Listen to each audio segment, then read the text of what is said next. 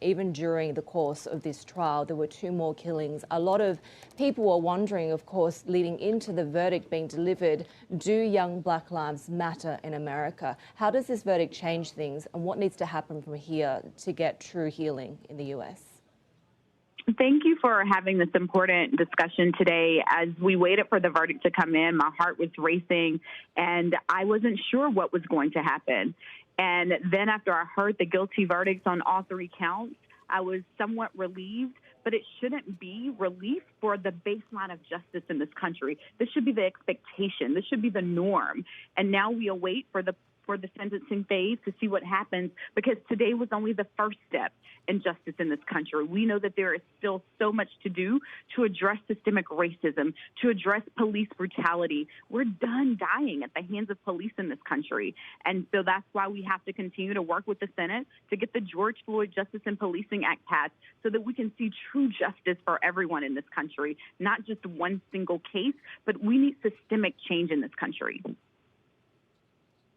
Well, as you say, for a lot of people that have been watching this and hoping for the right verdict, this is not justice. This is not the baseline. The baseline should be that police violence and brutality and racist motivations shouldn't happen in the first place, right? Do you think the Justice and Policing Act will help address that? Do you see systemic change? What does this verdict and the potential legislative impact mean for policing around the country?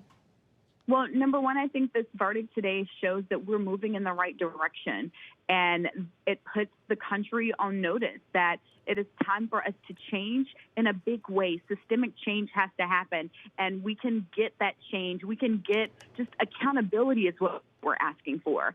And the George Floyd Justice and Policing Act addresses that. And so this is what my focus is moving forward. How do we get this passed through the United States Senate to make sure that regardless of the city, regardless of the jury makeup, that accountability is the norm in this country? Congresswoman, as we speak, we are seeing live pictures of Minneapolis people on the streets, many of them celebrating this verdict. We also had just Reverend Al Sharpton speaking in Minneapolis as well after the verdict. But Congresswoman, tell us a little bit more about what changes you're seeing across the country, because of course this was a verdict that's not only going to affect Minnesota, Minneapolis, but the rest of the world, especially when it comes to measures taken not only nationally and at the Congress level, but within states, within localities. Well, I think it just goes back to what we heard George Floyd's daughter say just last year. She said, "My daddy changed the world," and she is absolutely right. Her daddy changed the world, and we have to continue to turn her family's pain into policy so that we can make progress for everyone in this country. So I am forever hopeful that our country will live up to its promise of equality and justice for all. How much of that movement can be driven also by businesses, corporations making themselves heard?